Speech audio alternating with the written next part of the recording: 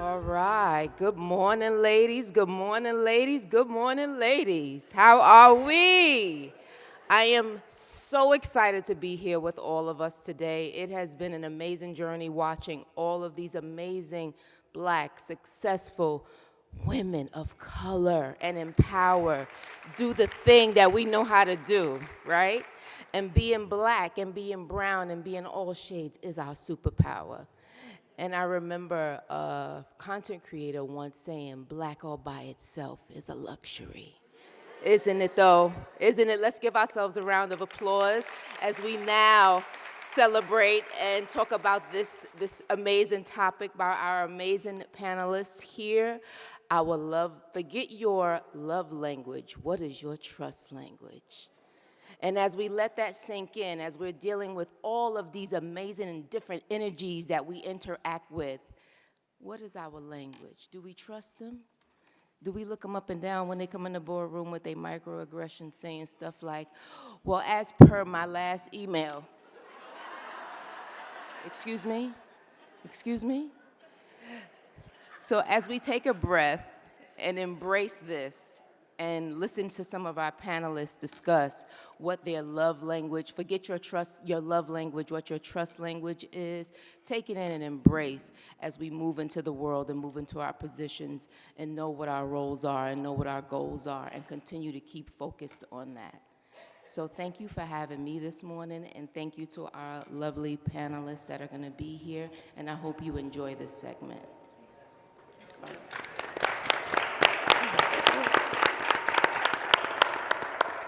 Thank you so much, and good morning, everyone. How are you? Well, hope you are so excited to be here today because I was chatting with a few of the panelists earlier, and what we realized is that everything you've been experiencing thus far, there's been a thread of the element of trust. And if you really think about it, it is at the foundation of everything that we do. And so this morning, what we're going to dive deep into is how we build trust. Because we're going to look at ways in the various scenarios that you face as women of power, which you all are, and how you're actually building trust in the different scenarios that you find yourself. But we would be remiss not to share with you what happens when your trust is violated. And if it has not happened to you yet, believe me, it will. And so when it happens, how do we rebound from that? And so these are the elements that you should expect to walk away with today. And before we get started, I'd like to introduce myself. My name is Cheryl McDuffie James, and I hail from the state of Florida. I know, don't give me a hard time. But I am the managing director and the CEO of Business Imaging, and I specialize in leadership and change management. So I partner with companies, CEOs, business owners, and executive teams to help them build their leadership bench. I'm also really excited today because of this week is the 1-year anniversary of the release of my first book, Evolving Eve, How Women Are Changing the Way We Love, Parent, and Lead. And so thank you guys for being here. So now, enough about me. Let's get into these 4 fabulous women that we have here today. And as you can see on screen, you see their titles, you see the organizations they represent. And a huge shout out to Fidelity for sponsoring this time. So I'm going to actually let each of them share something very unique about themselves with you, but I would like them to include what is their superpower. So I know that we a lot of times find ourselves feeling that we're defined by the roles that we're in, and we are more multidimensional than just the roles that we play. Each of these women have aspired to their greatness because of something that is very unique about them. And I'd like them to share that superpower with you today. So I'm going to start with my first panelist here, Natalie. So Natalie, why don't you tell them, the audience a little bit about yourself and what is your superpower? Thank you, Cheryl. So good morning, everyone. Minda, I think represented by the audience, you have truly tapped into the right subject matter with your book that will be released soon. And thank you all for choosing to be here. We know that you could have chosen to be many other places, and so we appreciate that. So as Cheryl shared, Senior Vice President at Fidelity Investments, and I am in the business of relationships. So I am fortunate to lead a team of amazing, high-performing leaders, some of which are sitting right in front of me. And we work with large corporations and consult with them on benefits for their employees. And we cannot be successful if we don't earn their trust, period. My superpower is listening. Thank you, Natalie. You're welcome. Good morning, everyone. My name is Alicia Charles. I lead the National Telesales Organization, PI Direct Distribution at Travelers, and it's wonderful to see so many of my colleagues in the audience today. So I'd be remiss if I didn't acknowledge that today is National Employee Appreciation Day. So to all of you, and in terms just a little bit about myself and my team, Travelers, we believe that remarkable things happen when people care. And so for us, each and every day, my team, the first hello, when you call, you're seeking coverage for your personal insurance needs, and I'd like to say that my superpower is connector. I'm a connector. I love connecting people. I love connecting with people, and it certainly is a pleasure to be with all of you this morning. Thank you. All right, thank you. Honored to be here with each and every one of you. Good morning, women of power. How are you? All right. My name is Minda Harts, and 2017, I sat in the back here, so it's like a full circle moment when I was here in my former life. So I'd say my superpower is vulnerability. Oftentimes as Black women, we are conditioned to be strong at the expense of our own well-being, and when I tapped into the superpower of vulnerability, I unleashed a lot of healing for myself. So I would like to say that. So thank you so much. Good morning, everyone. Tiara, Henderson. I am with Wells Fargo, so the trust language is huge there. I'm sure people in this audience understand what I mean. My title is on the screen, but what I do every day is that I'm the head of the women's segment for our investment bank, which means that I work with women-owned and women-led companies across the country. I'm also head of the commercial real estate segment for diverse segments. So I work with diverse-owned and diverse-led commercial real estate firms across the country and across the globe. Real estate, yeah. I would say that my superpower is sort of being laser focused on what the deeper meaning of a personal relationship is. When I meet people, I really want to know who they are and how we actually connect and not just exchange a business card, but it's something that I like to see grow over decades upon decades. So I still have, friends from my first job out of college, which I'm not a spring chicken, so it's a long time ago. But yeah, that's the superpower. Thank you, Tiara. So as you all have heard, each of them are very well aware of their superpower. If you do not know your superpower, I suggest you start to do some work to figure out what is it that you really do really well. Own it and help yourself show up with that each and every day. So let's just get right into this conversation around trust. And so I want to start with Natalie. So Natalie, you are a leader of relationship managers. And if you think about trust, it first starts with your direct manager. If you look at a lot of the data, it supports that people don't leave organizations, they leave people. And typically the relationship is with their first line manager. So Natalie, why don't you share with us a little bit about your experience in building trust with your direct reports? Absolutely. So first and foremost, I would say that as I reflected on the topic of trust and how important it is to me, I thought about trust starts before you're in the room, before you're in the role. It's your brand, how you move throughout the organization. Do you highlight and showcase the work of others, or are you out for self? Are you a gossiper? Do you listen? Do you seek to understand, and are you curious? Do you continue to ask questions when things are shared or things are said that you don't understand? And so what is said about you and what people observe about you sets the tone for whether you are trustworthy. And so that happens long before you are leading a team, or before you're in the room, or before you get the job. And so that's critically important for you all to understand as you continue to navigate your roles and your organizations and your business. As I think about what has allowed me to be successful as a leader, I would say first it is listening. It's also authentically caring. And how have I demonstrated that, and how do you demonstrate that?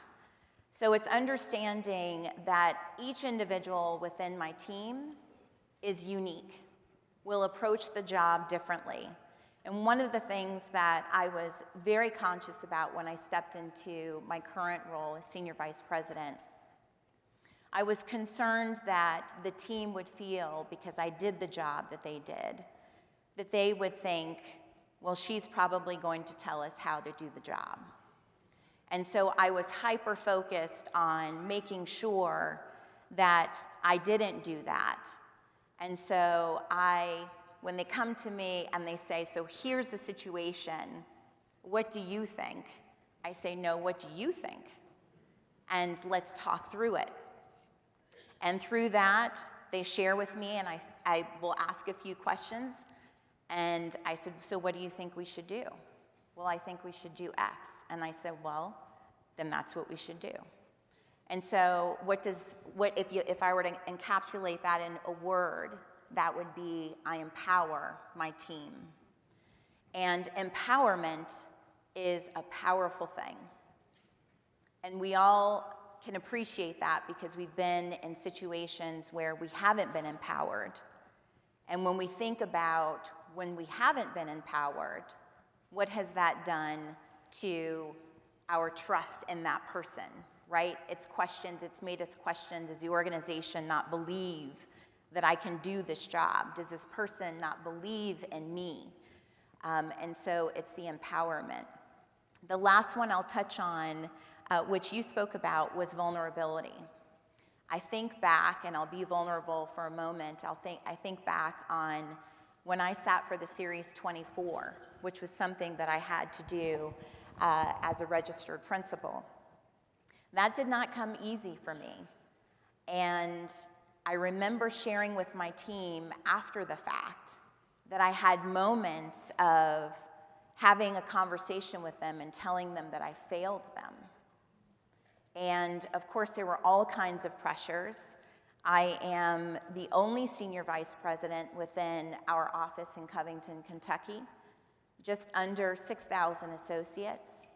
And I'm not happy about that, but I share that with you because what amount of pressure is that on me to succeed and to pave the way for other Black women and men?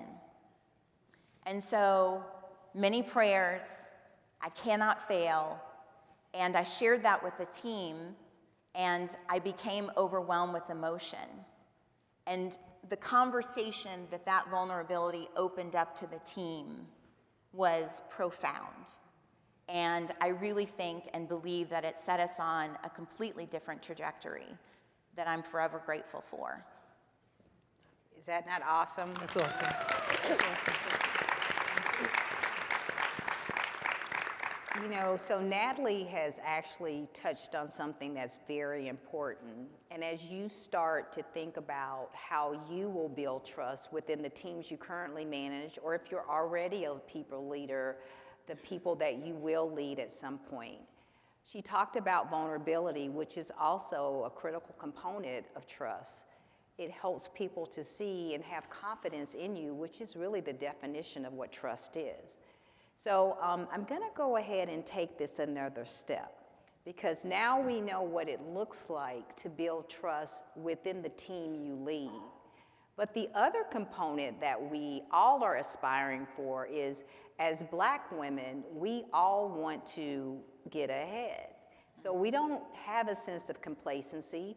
We don't want to stay where we are. We're continual learners, and we're trying to find ways to elevate ourselves in our careers. So now I want to ask Alicia to share with us, what does it look like to build trust with your senior leaders, whether that's your direct manager or your direct manager's manager or someone else in the executive suite? What does that look like? And it's a great question, Cheryl. Thank you for it. And I want to pick up on the thread, Natalie, that you started in terms of brand, right? And reputation is in the room before we are. That's the bottom line. And oftentimes, when you think of senior leaders, likely if they've been with an organization for a long period of time, they have their own informal network where they're communicating with each other. And oftentimes, if they're getting new talent or someone new is joining the team, they're picking up the phone and they're having a conversation. And I quote, "What am I getting?" That's right.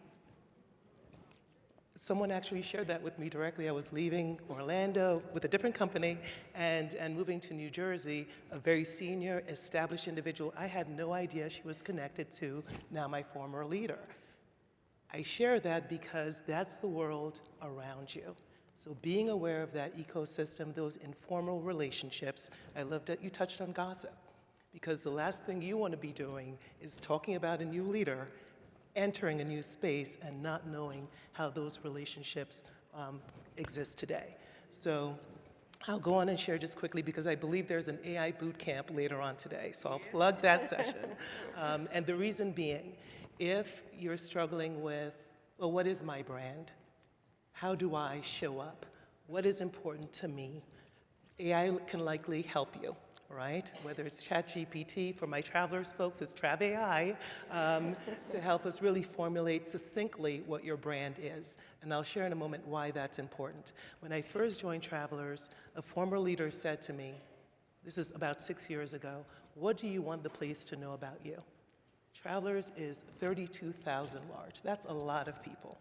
And it was important for her that I did the work around brand. Had never done it, and it was painfully humiliating just how many tries it took me to get it right and kind of succinctly tell my story, right? The reason that was important is because I could share it because it was authentically me. And I didn't rely on just joining corporate America to define what my brand is. And so I'm going to implore all of you to lean into all of your lived experiences. What's important to you? Because if it's important to you and it is your brand, 1, you'll remember it. 2, it's easily repeatable. And 3, that will be what your reputation is because you said so, not because other folks told you what it should be. So why is that important? When you're meeting with senior leaders, and a traveler is very fortunate, folks are incredibly helpful. They want time on your calendar. So think of it one-on-ones, 30-minute conversations. When you go into those meetings, be prepared. Be prepared in understanding what are the key priorities and goals of said business leader. If you have a good perspective on what that is, a few things will happen as you prepare for those conversations. Think of your brand, think about the work that you do, and how it aligns to those goals and priorities. You need to create that alignment. Bit of a newsflash. Senior leaders aren't looking for best friends at work. They just aren't. They're looking for talent. They're interested in knowing who you are and what you bring to the table. So think on your brand and alignment around their priorities and their goals. Number 2, be a connector. Make strong connections in terms of relationships. And I'll share a quick story with you. In terms of being a connector, you want to hold off or hesitate on managing up, meaning you're just engaging with the senior leader in one way and everyone else in another. That's going to make its way around the organization pretty quickly if you're not authentic, if you're not genuine in how you approach relationships. One day I was waiting to enter a senior leader's office. We were having a meeting, and his executive assistant was sitting outside, and I walked up, "Good morning, how are you?"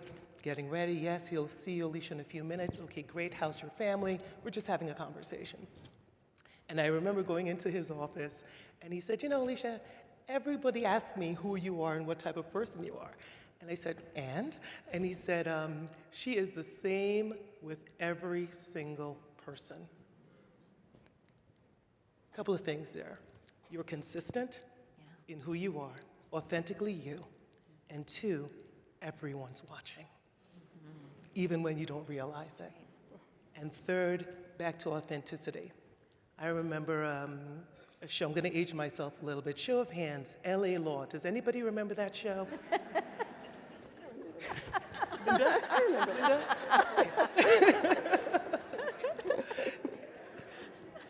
For me, that show was the ideal. You entered the corporate space, this is how you were to behave, this is who you should be, and all the things. And so I thought that was the ideal, and it wasn't. I often found myself being something else that I just wasn't, and it took a lot of work and a lot of self-reflection, a lot of vulnerability to come to the realization that I am just fine just the way I am. And so are you. And so are you. So, when you think about senior leaders, it's much more smaller group than you realize. Ensure alignment with their goals and priorities, be a connector, and really focus in on deepening those relationships. And if that means going to the happy hour, you don't have to drink. I usually get a Shirley Temple, and that is not why. It looks pretty, and really what it comes down to is engaging in conversations and getting to know folks, right, at the end of the day. And the third, be authentic. And that's what I would share in terms of how you develop those relationships, build trust with senior leaders. Thank you. You know, and I love what she said about, you know, the relationship itself and extending yourself. One of the things that I see a lot within our community is this, we really hesitate being vulnerable at work. Yeah. I don't know how many of you have struggled with that, but that was something for me.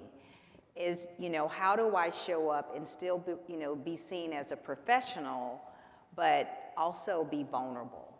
And I think what, you know, we are hearing here is that we do need to think about these out of office activities as a means to building relationships so that we can be someone that they can envision being at the table.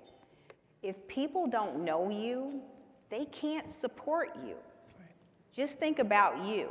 When you know someone, you're much more likely to advocate for them. So give them an opportunity to get to know you. Now, I'm gonna say, use caution, right? You wanna be vulnerable, but you also want to be sure that you are still realizing that you are in a quest to build your brand. That's right. And so think about when you are not in the room, how do you want people to see you? So that is something to really keep in mind because it is not just the work. The work is a given. If you do not do the work, you won't be in the room. But now once you do the work and you establish yourself as someone as a leader, it becomes much bigger than the work. So with that, let's move towards the next level of trust. And this is trust that we build with our key stakeholders. And I'm gonna ask Tiara to share with us, how does she build trust with the key stakeholders? Thank you for the question. So to me, it's sort of two things. You have to be a truth teller all the time, not some of the time. And sometimes it's a hard truth. And that's something that I struggled with earlier in my career, to tell a client no, to tell someone, yes, I can get that done when I had no clue what I was doing. And so it goes back a little bit to that vulnerability, right? To speak up and say, I don't understand. Where can I find the resources? Where can I gain more knowledge? Who can I, be paired with as a mentor or someone who can sort of train me up in the way that we should do things here? In terms of telling the truth and being able to say the hard no's, I struggled with that earlier in my career as well. I have a lot of client interactivity, and you have clients who have these projects they've been working on for 10, 15 years, and you want to be able to finance this project, and you think it's going to be impactful, but then you realize the numbers don't work, right? And so you're trying to sort of shoehorn it into something that doesn't make sense. You know it's going to be very difficult to get it through the process to get to an approval and a closing, but you really like them, and you really want to see it happen for them and the community that they're in. I had to learn that a fast no is the best way you can build a relationship. And it's hard, because again, I'm all about how do I build this deep, meaningful relationship over a number of years, right? And so to tell clients no quickly, I have learned is the best way to build trust. Second to that is competency, right? You have to be competent.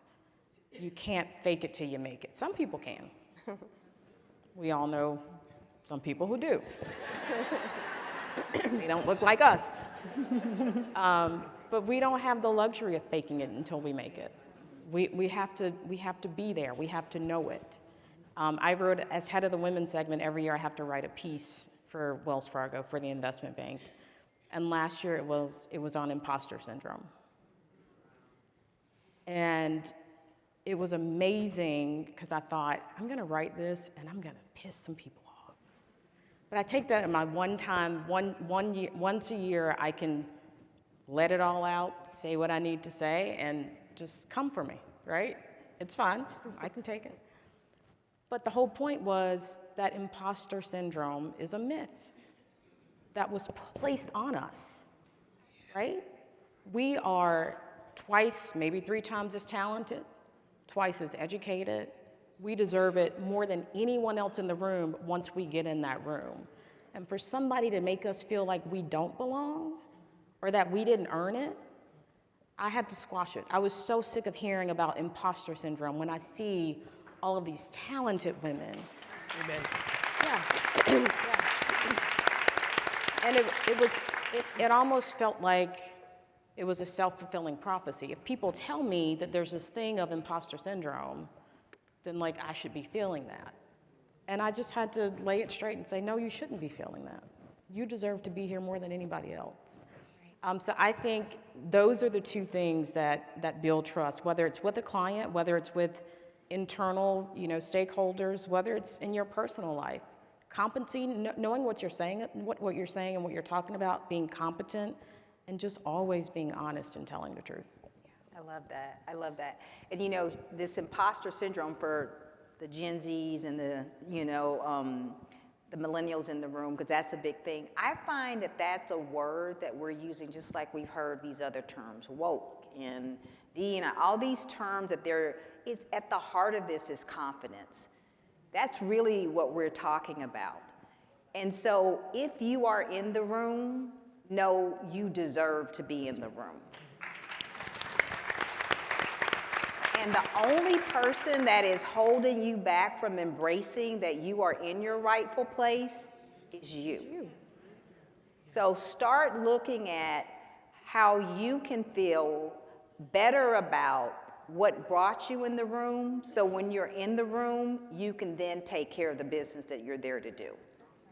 So now I want to just wrap around. We've heard about building trust within your team, building trust with senior leaders, and then how do you build trust with key stakeholders?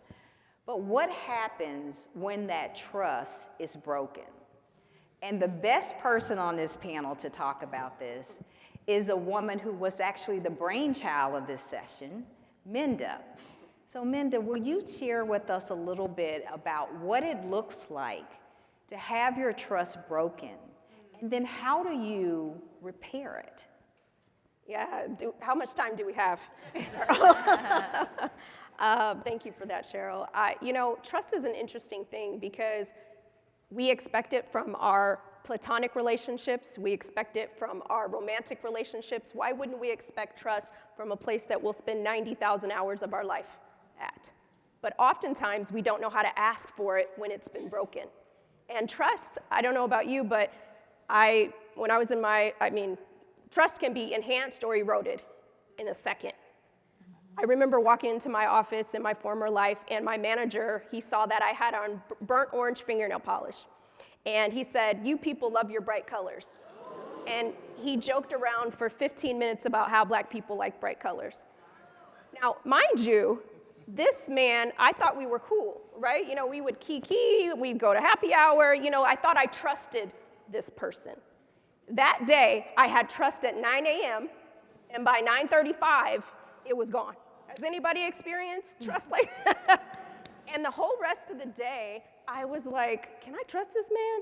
This is my manager. If this is how he thinks about me, he probably doesn't think about me as a professional in this way. And I started ruminating. Do we have any ruminators in the room? And I started ruminating. Can I trust him to advance me going forward? How does he view me, right? We're talking about branding. And it sat with me because I didn't have the language to articulate to him that trust had been broken. Because had I went to him and said, "Hey, Chad, you broke my trust," it probably wouldn't have played out well, right? I would have been probably sent to HR, who knows, right? I'm the bad girl in the office, right? And so I realized that we need a mechanism, we need tools to be able to articulate when trust has been broken.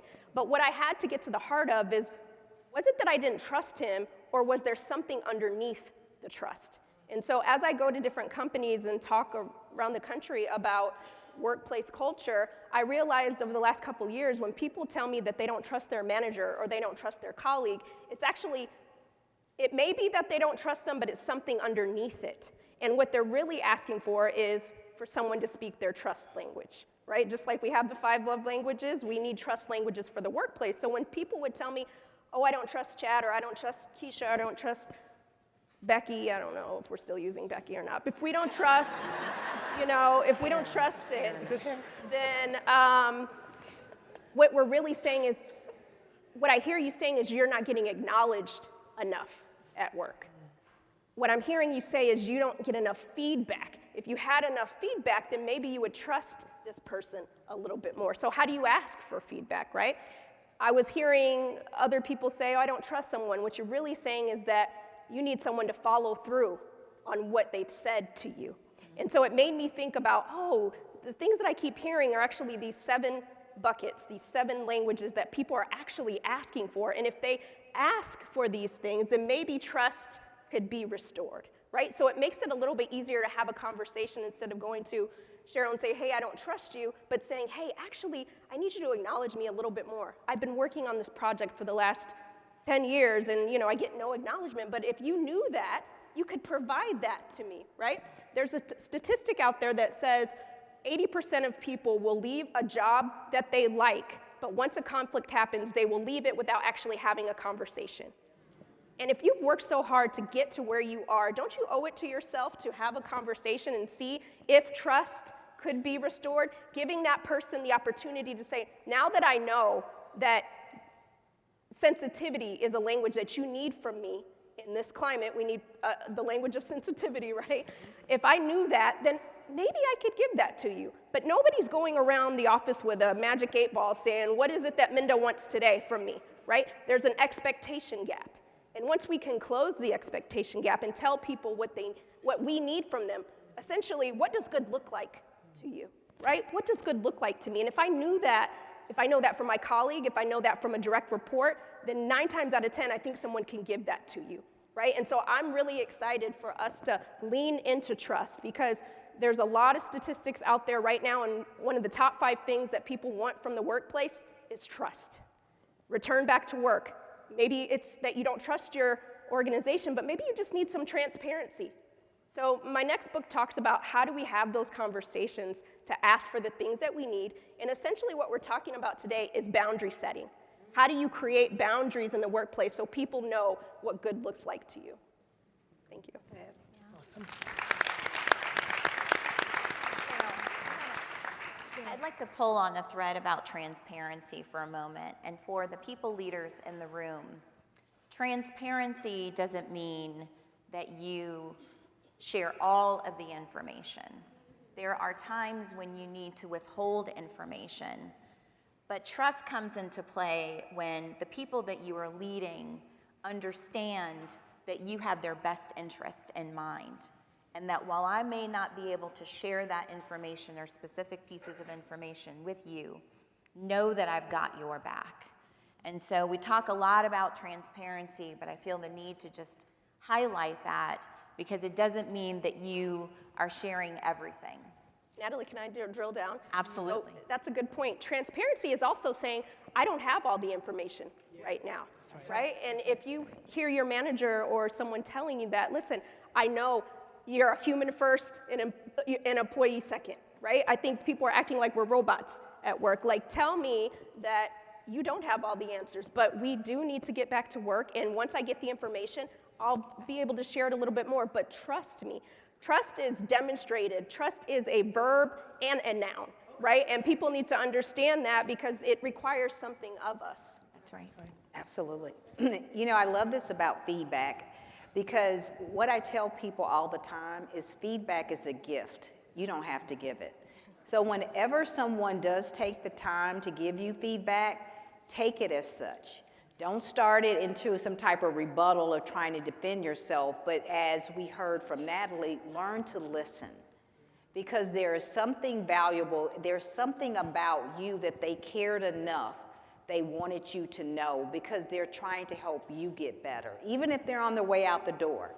And that's one of the reasons why so many people never give feedback, because they just don't want to invest the energy in whatever the scenario is. So revisit how you look at feedback. So as we have shared quite a bit about the different ways to build trust, and also about how you might be able to restore trust once it is actually broken, I'm going to ask each panelist to share with you a parting thought about their experience or something about trust that they think that would help enlighten you in some way. And then we're going to open up the floor for questions. If you have a question, please step to the mic and introduce yourself. We'd like to know your name and whatever you would like to share with us concisely, and then state your question. Your question could be to any individual on the panel or the panel as a whole. So with that, I'm going to ask each panelist for a parting thought that would help bless you in some way. So Natalie, let's start with you. So I'm actually going to expand on the imposter syndrome because this has come up twice with two associates at my organization who have approached me and said, can I get some time on your calendar because I want to talk about this. It's getting in the way for me. And in both situations, the women are new to their roles and they feel as though they're surrounded by individuals who have been in the role much longer than they have, and they don't feel as though they have a position to speak up and share their thoughts, that they're in a situation where they need to sit back and listen and observe because they're new and maybe they don't understand the job or the role to the extent that others do. And I reminded them, but you came with experience, and you came with perspective, and you are there. So we shared, if you are in the room, you deserve to be in the room. Don't ever, for those of you who are new to your roles, or those of you who will be stepping into positions for the first time, or a new space, or a new industry altogether, or entrepreneurship, and you've never done it before, understand that what comes before you is your experience, your network, and everything that you have built to date. And so don't ever be afraid to speak up and to share your opinion because your perspective matters. So that's what I would have as a parting thought. So thank you. Thank you, Natalie. I'm going to jump down to Tiara on this one. So what are your parting thoughts, Tiara? Yeah, as we're all talking, I'm sitting here thinking about, we're having conversations about what we would individually do or teams would do, but it made me think about the larger picture of our companies, right? And what does it mean to have trust in the company that you work for, not just your manager or your teammates? And there's a saying, if you can see her, you can be her, right? And I think that's really, really important when a company is trying to build trust with its employees. If I was at a company where the head of real estate was not a woman, if my manager was not a woman, if I saw no women on the operating committee, if I saw no women leading teams, how can I trust that company that they value me and that they know I bring something to the table that makes it a better organization, right? So I think it's important not to just be introspective and think about, what trust means to us, but what does trust look like for the place that we spend the majority of our time? We spend more time there than we do with our families. And if you can't have trust in your greater organization, it's time to think about where can you find it. And no matter how great your manager may be or your team leader may be, if that larger organization does not see the value in you, you'll never get to the place that you deserve to be in that organization. That's right. All right, thank you. Minda, what are your parting words about trust? Well, I first just want to give you your flowers, Cheryl. You've done such a fabulous job moderating the conversation. Yes.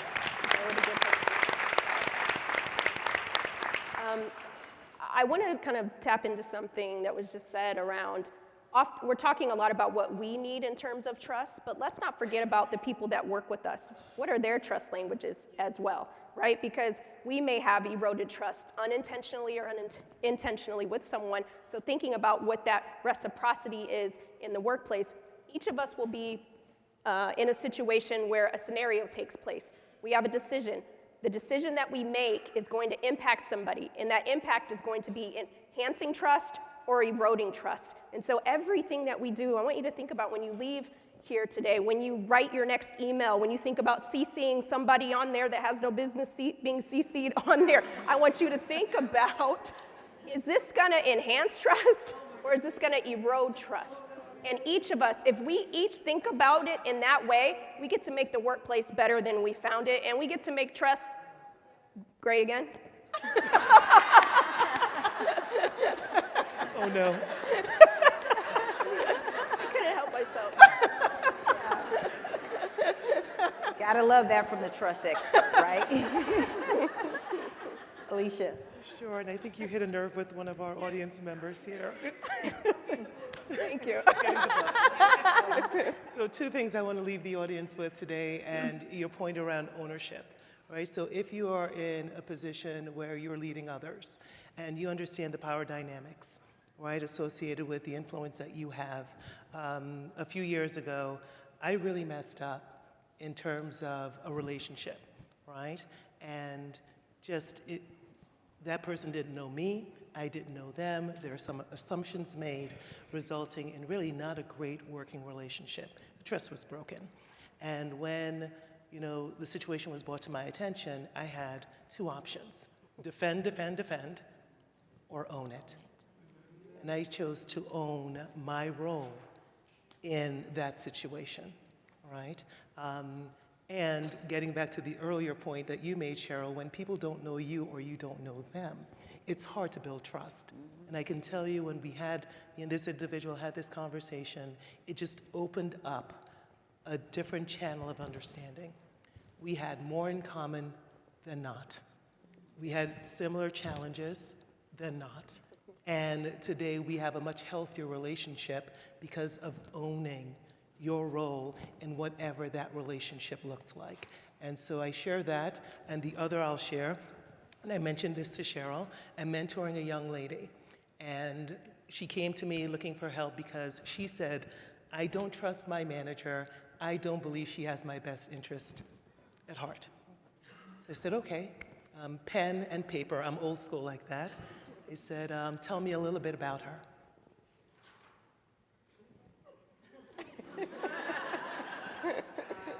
And I literally said, I'll wait. And her response was, I don't know anything about her. And I said, friend, if you don't know about her, that means she doesn't know about you. She can't advocate on your behalf. So what are you going to do to get things back on track? She did the work, 30-minute coffee, on the link travelers, resulting in an understanding that wasn't there before. And I remember a month later, she shared the good news, things were back on track, this is what she's done, and this is what she's continuing to do to build that relationship. I said, all right, well, I know you weren't thrilled with me when I was sharing this feedback with you. She said, no, I thought you had my back. I said, well, let me go to my notes and refresh my understanding of what this mentor-mentee relationship that you asked for was going to look like. And I'm not always going to be in the corner not being a truth teller, right? I'm going to hold up the mirror. I have a responsibility to help you on your way. And so for those, whether you're leading people directly or indirectly, I think we all have that opportunity to influence, to make the workplace a much better place than maybe we found it. So yes, it is about making trust great again. You're welcome.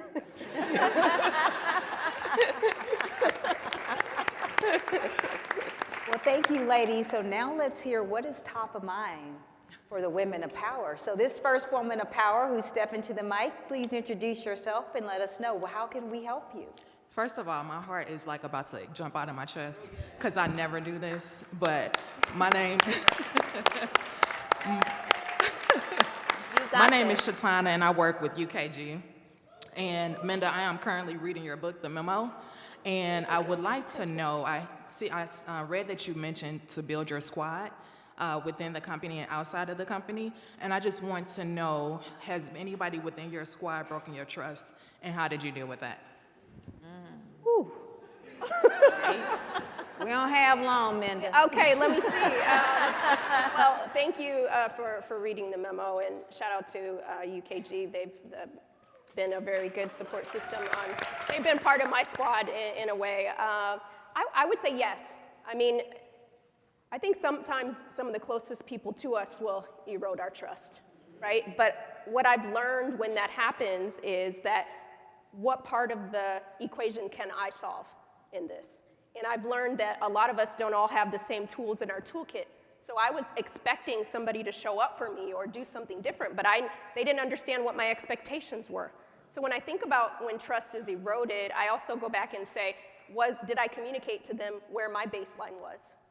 What trust looks like to me, right? And so now I give myself permission to have those conversations, and I ask myself, what is it that was actually eroded? So that I can root the conversation in fact and not feeling. Because oftentimes we go into it like, oh, I feel like you did this, but when we can pinpoint what it was that broke the trust so that they can understand, now I'm giving you an opportunity to maybe not do it again. But if you do it again, now we're having a different kind of conversation, right? Or I'm no longer communicating with you anymore. But I think we have to also remember to humanize each other, because sometimes we'll go through our day and somebody that we were cool with in the break room, they didn't know that they eroded our trust. Now we're side-eyeing them all day, right? So it's important for us, because I think we would want somebody to have a conversation with us and hear us out, right? And some things, I mean, egregious, that's a different conversation. But I think oftentimes we go through the world not knowing how we eroded someone's trust that fast, right? Because they're still smiling at us, they're still inviting us to things, so we don't even know that they don't trust us. So I think, again, we can just hone in on the things and have those important conversations. We can, dare I say, courageous conversations and resolve the conflict, because people can't solve for what they don't know is a problem. Amen. Thank you. All right. Hi. Oh, good afternoon, morning. I don't even know. I'm just so in awe at all of you. Good morning. My name is not important. What's important is that the Lord blessed me to be here.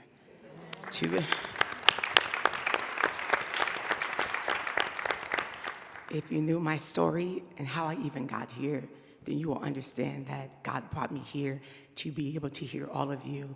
I have traveled the country and the world. I have been in front of kings in Africa, several kingdoms.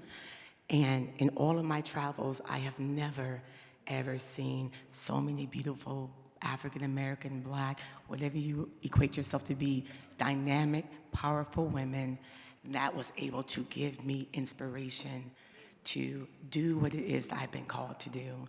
And I thank God for all of you guys. So my question is, what can happen with all of you and this organization, this company, to make sure that every young African American girl, every young African girl, every black young girl, low income, upper income, can have the space to be where you are, to hear what it was that we just all heard here today, because they are not here, they cannot afford to be here, but they need to hear from you. Thank you. All right. Anybody want to take a stab at that? You know, I don't mind starting, and then Go ahead. Yeah. Yes. So, a few years ago, I initiated spaces to share and to learn amongst women who look like me in my current organization, Coaching Circles. And it was an opportunity just to share and to learn and to network and to connect. And so my commitment following our time here, it was on the calendar anyway, to re-energize in that space and create forums for the sharing, because you're right, not everyone can, and certainly there's a demand when we do return travelers, folks want to hear how was it, right? What did we learn, what did we take away? And I think by committing to creating spaces to share, and oftentimes people who want to come don't look like us either, but everyone I think can benefit from conversations around trust in the workplace. So that's certainly my commitment following this year's experience, Natalie. And I'd add to that, just gonna say, I'd add to that I know right now we as black women feel like we have given over and beyond what we should be given to help make this world a better place. But one of the things that I was sharing with some of my sisters in my Bible study is that maybe what we need to commit to is trying to look for small ways that we can actually make a difference in the spaces that we're in.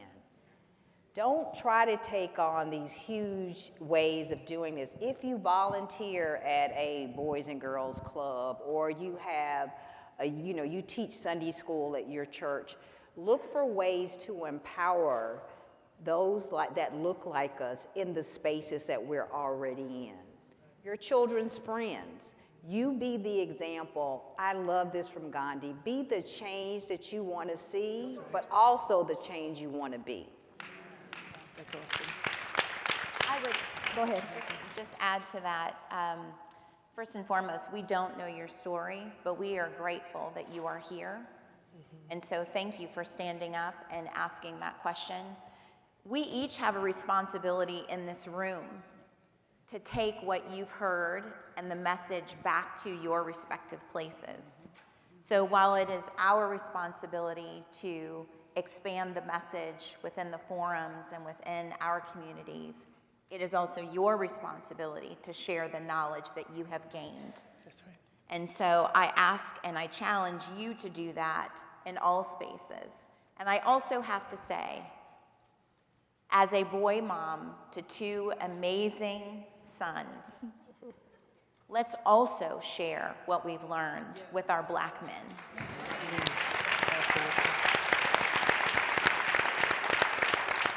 Gotta love those boy moms, because for those like me who are girl moms, we need those boys to show up for our girls. Okay. Well, my question is in a different direction. Okay. My name is Ajibi K. Young. I'm Director of Investment at Publicis Media. So my question really comes from the fact that I was recently promoted, and many of the people who will be training me up in my new function, thank you, will be more junior team members. I know coming in over people sometimes is a little challenging. So my question really is, at what point would I know that enough trust is established there where they then trust me to lead them? Because, we don't know how long it'll be, but obviously I want to make sure that after a good amount of time that we can sort of readjust. Okay. Okay, I'm gonna start because there are some things that immediately bubbled up for me. One is you will never be done. So you will continue to work on each and every day through your actions, building that trust and deepening that trust. So that's first and foremost.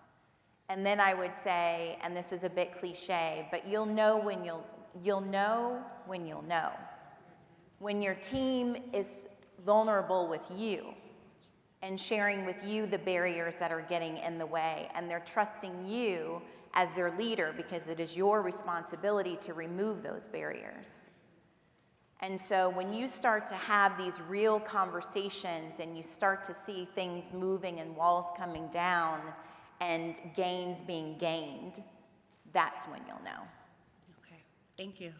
Sure. Thank you.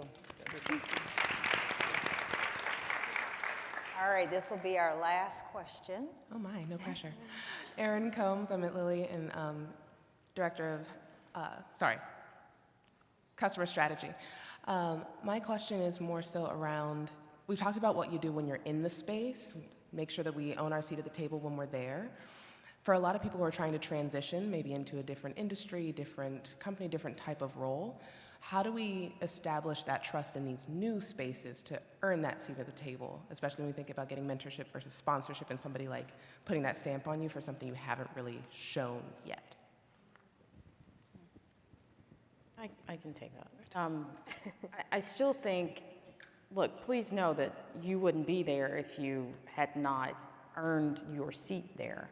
I think there are always things that we can all learn, no matter how long we've been in a role. You could be in a role for 20 years, and all of a sudden there's a change, like in administration, that just pulls the rug from under you, right? And so you're all relearning where you really navigate your space again, over and over and over as things change. So it's really about having the confidence in yourself that you do have the ability to navigate no matter what comes at you, because things have been thrown at you that haven't been thrown at anyone else. And you are uniquely designed to handle it, and you know that. So I would say it still comes down to owning it, knowing you deserve it, and just, as everyone else has said, trust is something you're gonna have to build over time, no matter if you're in a new company, a new role, a new seat on the floor, right? Like there are people next to you that you've never met before. If you just physically change seats, you're constantly building trust, whether it's at work, whether it's, with friends. It's a contract that never really ends. So I would say just keep at it, be authentic, be truthful, be competent, and just know that you are where you're designed to be. Can I add something to Go that? ahead, That's please. great. I would also remind us all that trust is not a one-time event, it's a lifestyle. It's a muscle that you're gonna constantly have to flex all the time, right? Because someone might trust you in January and they don't trust you by May, right? So we have to continue to, or you may not trust somebody in that way, so it's something that we keep having to demonstrate. Trust is an action, but also going back to building relationships. Make sure that we're building relationships across departments so that people can speak our names in the rooms that we're not in, because they can say, when someone says, oh, I don't know Minda, or she's not ready for this, somebody else can say, oh no, I know Minda, we've worked together, I trust her, right? So somebody else gets to put that stamp on you. So even if you don't work in a certain department, or you wanna work in a different one or another company, start building relationships with the people on those. Start following them on LinkedIn and liking their stuff. There's things that we can start to do to create those relationships. And lastly, you can always ask somebody, what does trust look like for you? That simple yet profound question. I played this game with companies called the Trust Catalyst that I created, and it helps people understand. First, you have to understand what trust looks like for you. Then you can ask people, what does it look like for you? Because now you have some intel to see what trust, right? Because again, we need to know someone else's trust language, because we might be eroding it and we didn't even know that what they need from us is this one thing. So trust is, I'm excited about us being able to build it and create space where trust helps us have a good, healthy work environment. And it's profitable. It's good for the bottom line. That's right. Absolutely. I'll add one thing, and it came up yesterday. I think for those of us at large organizations, we all have, we call them employee resource networks, but we have a women's network, and we have a Black and African American network, and we have a Pride network, and we have all these different ways that we can connect with people across the enterprise. Sign up for all of them. You may not be able to make every meeting. You may not be able to volunteer every time they're packing bag lunches or whatever they're doing for that week. But it is a way to not only learn about other people across the company, there's usually an executive sponsor for every single one. That's right. And that is across the enterprise. And so we talk about building trust and having people speak well of you when you're not in the room. That is a very quick way to do it. And I encourage everybody to join those. And I love that, yes, and I'll say it slightly differently. It is a privilege to do business with people who look like us. But you must build relationships with people who don't look like you.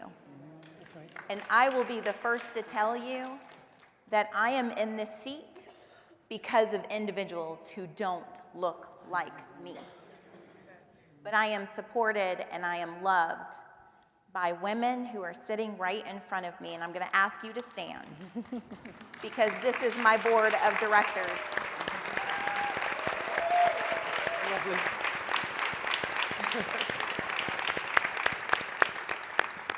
All right, so listen, I know you all have other things that you want to discuss around trust, so I'm going to ask you, if you have questions for the panel, they will actually be demicing and they'll meet you out in the foyer and you can ask as many questions as you like. But I want to thank you so much for your time today. Thank you for trusting us enough to spend your time. And I hope that as you leave this room today, you will figure out, as Minda said, what does trust mean to you? And the first way to start to build trust is through personal accountability. Do what you say you're going to do when you say you're going to do it, and that's the first step that you need to make. Thank you very much. Thank you.